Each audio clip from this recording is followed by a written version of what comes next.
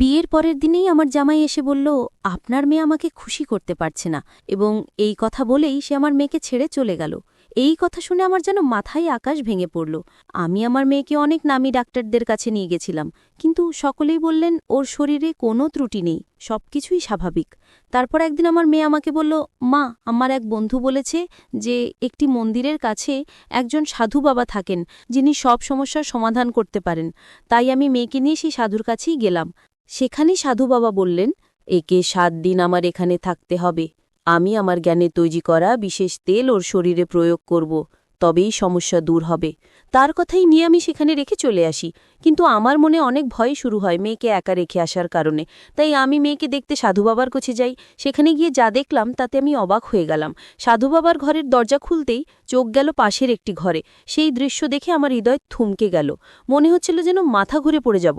আমার মেয়ে কিভাবে এমন কিছু করতে পারে তা বিশ্বাস হচ্ছিল না। সাধু বাবা, বন্ধুরা, আজকের গল্পটা অনেক বেশি স্পেশাল। আশা করি তোমাদের ভালো লাগবে। তাই গল্পগুলো ভালো লাগলে ভিডিওটি লাইক, শেয়ার এবং চ্যানেলটি সাবস্ক্রাইব করো। আমার নাম রুমি, আর আমার মেয়ে আমার জীবনের একমাত্র সহায়। আমার স্বামী আমার মেয়ের জন্মের কিছুদিন পরেই মারা যান। তবে স্বামীর রেখে যাওয়া সম্পত্তির কারণে আমাদের অর্থের কোনো অভাব হয়নি।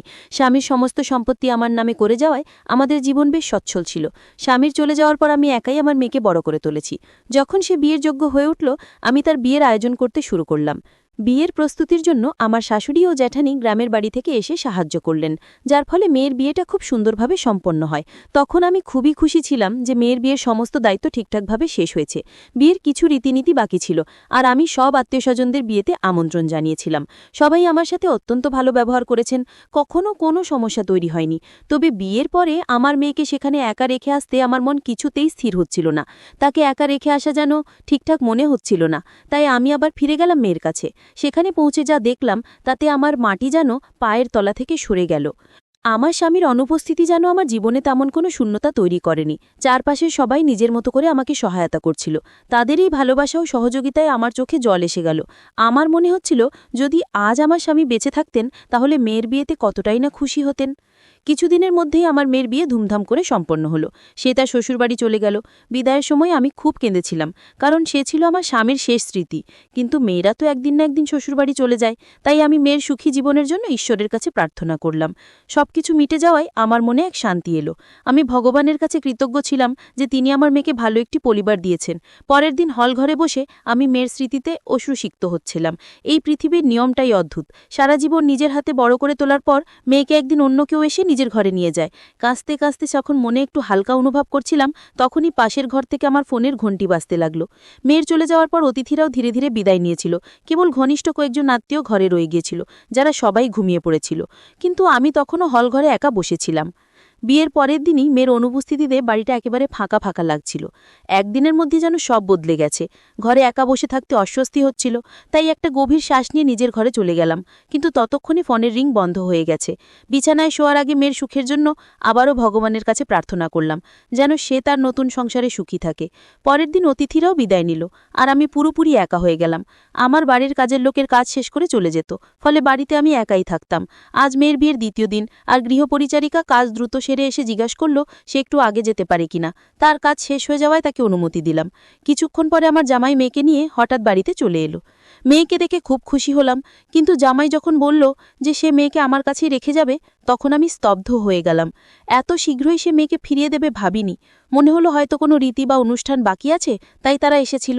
কিন্তু জামাই বলল, আপনার মেয়ে আমাকে খুশি রাখতে পারছে না, তাই আপনি ওকে নিজের কাছেই রাখুন। এই কথা শুনে আমার লজ্জায় মাথা নত হয়ে গেল। কিভাবে কথা বলবো বা কি প্রশ্ন করব তা কিছুই বুঝতে পারছিলাম না। মেয়েও মাথা নিচু করে দাঁড়িয়েছিল। জামাই যখন মেয়েকে রেখে চলে যেতে চাইল, তখন আমি তার হাত ধরে বোঝানোর চেষ্টা করলাম। আমি বললাম, দয়া করে এমনটা করবেন না। আমি ক্ষমা প্রার্থী। যদি কোনো ভুল হয়ে থাকে আমি ওকে বুঝিয়ে বলবো। ও এখনও নতুন সংসার জীবনের অনেক কিছুই জানে না। যদি কোনো ত্রুটি হয়ে থাকে তবে আমি আপনার কাছে ক্ষমা চাইছি। এত তাড়াতাড়ি সিদ্ধান্ত নেবেন না। দয়া করে ওকে আবার নিজের বাড়িতে নিয়ে যান। আমার মনে হচ্ছিল, যদি লোকে শুনতে পায় যে বিয়ের পরের দিনেই জামাই আমার মেয়েকে ছেড়ে দিয়ে গেছে, তাহলে কত কথাই না উঠবে। কিভাবে মানুষকে বোঝাবো আর তাদের প্রশ্নের কি উত্তর দেব? লোকে যদি আমার মেয়ের চরিত্র নিয়ে কিছু বলে, আমি সেটা সহ্য করতে পারবো না। সত্যি কি আমার মেয়ের কোনো ভুল ছিল, নাকি জামাই আমাকে মিথ্যে কিছু বলছে? এখনও জানি না। তবে আমার কথা তার উপর কোনো প্রভাব ফেলল না। সে আমার দিকে তাকালো না, বরং হাত ছাড়িয়ে বলল, আপনার মেয়েকে এখানেই রেখে যাব, এবং চলে গেল। তখন আমার মনে নানা প্রশ্ন জাগতে লাগলো। হয়তো মেয়ে কিছু বলতে অস্বীকার করেছিল, হয়তো তাদের মধ্যে কোনো ঝগড়া হয়েছিল। চোখে জল নিয়ে মেয়ের দিকে তাকালাম, দেখলাম সেও কাঁদছে। তাকে নিয়ে ঘরের ভেতরে এসে বসলাম। এরপর আমি মেয়েকে নাম করা ডাক্তারদের কাছে গিয়ে পরীক্ষা করালাম, কিন্তু সব ডাক্তারই বললেন যে সে সম্পূর্ণ সুস্থ, ওর মধ্যে কোনো ত্রুটি নেই। তখনই আমি সিদ্ধান্ত নিলাম যে জামাইয়ের কাছে গিয়ে সরাসরি জিজ্ঞাসা করব, যখন আমার মেয়ে সম্পূর্ণ সুস্থ, তাহলে আপনি এমন অভিযোগ কেন তুললেন? মেয়েকে বললাম, আমি এক্ষুনি এর উত্তর খুঁজে বার করব। আমি ভাবছিলাম যে জামাইয়ের কাছে প্রশ্ন করবই। আমার কথা শুনে মেয়ে বেশ ভয় পেয়ে গেল এবং তার হাত কাঁপতে লাগলো। সে বলল, মা, প্লিজ তুমি ওকে কিছু বলো না। কে জানে ও তোমার কথা শুনবে কিনা, যদি রাগ করে আমাকে ছেড়ে চলে যায় বা অন্য কিছু করে বসে। মেয়ের কথা শুনে আমার মন আরও জটিলতায় ভরে উঠল। আমি লক্ষ্য করছিলাম এই বিষয়ে কথা বলার সময় মেয়ে চোখ সরিয়ে কথা বলতো, যা আমার কাছে অদ্ভুত লাগছিল, কিন্তু মেয়ের জন্য সবকিছু চুপচাপ সহ্য করছিলাম। আমার মন তখন দ্বিধায় ছিল, কার ভুল আর কার কথা সত্যি। সত্যতা জানা আমার জন্য সহজ ছিল না, তবে তাড়াহুড়ো করে কিছু সিদ্ধান্ত নেওয়া ঠিক হবে না। কিছুক্ষণ পর আমরা গাড়িতে উঠে বাড়ির পথে রওনা দিলাম, কিন্তু সেই প্রশ্নগুলো মাথায় ঘুরতেই থাকলো। মনে হচ্ছিল এমন কিছু আছে যা আমি এখনো বুঝতে পারিনি। হয়তো জামাই মেয়েকে পছন্দ করে না এবং অন্য কাউকে পছন্দ করে, তাই সে আমার মেয়েকে দোষ দিচ্ছে, নাকি সত্যি আমার মেয়ের মধ্যে কোনো ভুল আছে। এইসব চিন্তা আমাকে আচ্ছন্ন করে রেখেছিল। এইসব ভাবতে ভাবতেই কখন যে আমরা বাড়ি পৌঁছলাম টেরই পাইনি। কিছুক্ষণ পর মেয়ে নিজের ঘরে চলে গেল। রাতের খাবার শেষে সে আমার জন্য চা বানিয়ে আবার নিজের ঘরে চলে গেল। কিছুক্ষণ পর সে শান্ত কণ্ঠে আমার কাছে এসে বলল, মা, আমার এক বন্ধু বলেছে যে গ্রামের বাইরে এক মন্দিরের পাশে একজন সাধু বাবা থাকেন, যিনি সব সমস্যার সমাধান করতে পারেন। তাই যদি সেখানে যাই, হয়তো কিছু সমাধান মিলবে। মেয়ের কথা শুনে অবাক হলাম। বললাম, ঠিক আছে, তুই যদি তাই চাস তবে আমরা সেখানে যাব। ভাবলাম যদি সত্যি সেই সাধু বাবার কাছে কোনো সমাধান থাকে, তবে হয়তো মেয়ের জীবন আবারও সুন্দর হয়ে উঠবে। আমার সম্মতি পাওয়া মাত্রই মেয়ে যেন তাড়াহুড়ো করে প্রস্তুত হয়ে গেল। তার এমন তাড়াতাড়ি দেখে একটু অবাক হলেও বেশি মনোযোগ দিলাম না। আমরা সাধু বাবার কাছে যাওয়ার জন্য রওনা হলাম এবং কিছুক্ষণ পর সেখানে পৌঁছলাম। কিন্তু সেই জায়গার পরিবেশ দেখে কিছুটা চমকে গেলাম। সাধারণত যেখানে সাধু বাবার কাছে ভিড় থাকে, সেখানে আজ কেউ নেই। চারপাশে অদ্ভুত নীরবতা আর এক ধরনের অস্বস্তিকর অনুভূতি ছিল। আমি আর মেয়ে সেই কক্ষে প্রবেশ করলাম আর চারিপাশ চোখ বুলিয়ে দেখলাম। সাধু বাবার কাছে পৌঁছেই মেয়ের পরিস্থিতির সব কথা বললাম। তিনি মনোযোগ দিয়ে সব শুনলেন এবং বললেন, আপনার মেয়েকে 7 রাত এখানে থাকতে হবে। আমি তাকে বিশেষ তেল দিয়ে মালিশ করব। এসব বলতে গিয়ে তিনি একবারও আমাদের দিকে তাকালেন না। তার দৃষ্টি নিচু ছিল আর তিনি মন্ত্রপাঠে ব্যস্ত ছিলেন। তার এমন আচরণে আমার ভেতরে কিছুটা অস্বস্তি হচ্ছিল, কিন্তু ঠিক কী ব্যাপারটা অস্বাভাবিক মনে হচ্ছে তা বুঝতে পারছিলাম না। মেয়েকে সেখানে 7 দিন রেখে যাওয়ার চিন্তা মন থেকে মেনে নিতে পারছিলাম না, তবুও যেন পরিস্থিতির চাপে বাধ্য হলাম। মেয়ের জীবনে শান্তি ফেরানোর জন্য আমি এই সিদ্ধান্ত নিলাম, কারণ জানতাম সমাজে তালাকের কালিমা নিয়ে মেয়ের বেঁচে থাকা সহজ হবে না। ধনী হোক বা গরিব, আমাদের সমাজে দোষ সবসময় মেয়ের ঘাড়েই পড়ে। তাই নিজের মনকে শক্ত করে তাকে সেখানে রেখে বাড়ি ফিরে এলাম। কিন্তু বাড়িতে এসেও মন যেন ওই সাধু বাবার কাছেই পড়ে রইল। সবকিছু যেন কিছুটা অস্বাভাবিক ঠেকছিল। বারবার মনে হচ্ছিল আমি কি কোনো ভুল কিছু করলাম নাকি। আবার বিকেল হতে না হতেই মনে হলো আবারও সেখানে যাওয়া উচিত। প্রথমে ভাবলাম একটু খেয়ে শান্ত হয়ে যাই, তারপরেই যাব, কিন্তু মনের মধ্যে অশান্তি এতটাই বাড়তে লাগলো যে আর অপেক্ষা করতে পারলাম না। বাড়ি থেকে বেরিয়ে সেখানে ফেরার জন্য প্রস্তুতি নিলাম। তৈরি হচ্ছিলাম, তখন হঠাৎ পাড়ার এক মহিলা আমাকে ডেকে বললেন, এই রাতবেলায় কোথায় যাচ্ছ? সব ঠিক আছে তো? তোমাকে আমাকে বেশ চিন্তিত লাগছে। তার কথা শুনে থমকে গেলাম। কিছু না বলে বেরিয়ে গেলে হয়তো সে সন্দেহ করত আর প্রশ্ন করতেই থাকতো, অন্যদেরও জানিয়ে দিতে পারত। তাই বললাম, না, তেমন কিছু না, মায়ের কাছে যাচ্ছি, মনটা খারাপ লাগছে, মাকে খুব মনে পড়ছে। আমার মাকে সবাই চিনত। মাঝে মাঝে তিনি আমার এখানে 1 সপ্তাহের জন্য এসে থাকতেন। তখন পাড়ার সবাই তার কাছে আশীর্বাদ নিতে আসত। মাও তাদের সবার সঙ্গে খুব আন্তরিকতার সঙ্গে মিশতেন। আমার মুখ থেকে মায়ের কথা শুনে প্রতিবেশী বললেন, হ্যাঁ, তুমি ঠিকই বলেছ, তোমার মেয়ের বিয়ে হয়েছে বলে হয়তো একটু একাকিত্ব অনুভব করছো। বলে তিনি আমার পাশে এসে দাঁড়ালেন এবং নানা বিষয়ে কথা বলতে শুরু করলেন। কিন্তু তখন তার সঙ্গে কথা বলার কোনো ইচ্ছে ছিল না।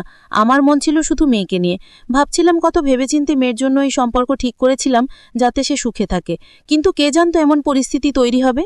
প্রতিবেশী তখনও নানা বিষয়ে কথা বলেই যাচ্ছিলেন, কিন্তু আমার মন সেখানে ছিল না। শুধু চাইছিলাম কোনোভাবে তার থেকে মুক্তি পেতে। তিনি আবার জিজ্ঞাসা করলেন, তোমার কি কোথাও যাওয়ার ছিল?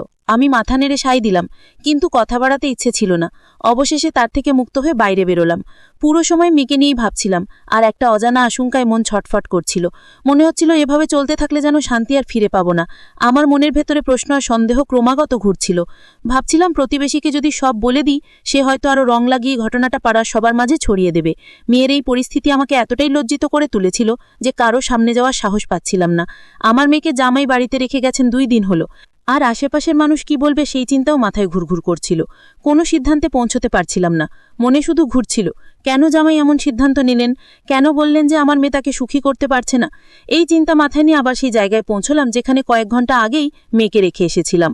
গাড়ি থেকে নেমে গভীর শ্বাস নিলাম আর দ্রুত পা চালিয়ে ভেতরে ঢুকলাম, কারণ মেয়েকে নিয়ে একরা সন্দেহ আর চিন্তা আমাকে ঘিরে ধরেছিল।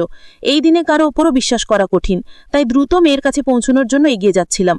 আমার মেয়ে কি ঠিক আছে? জানি না এই ঘন্টায় সে কেমন আছে।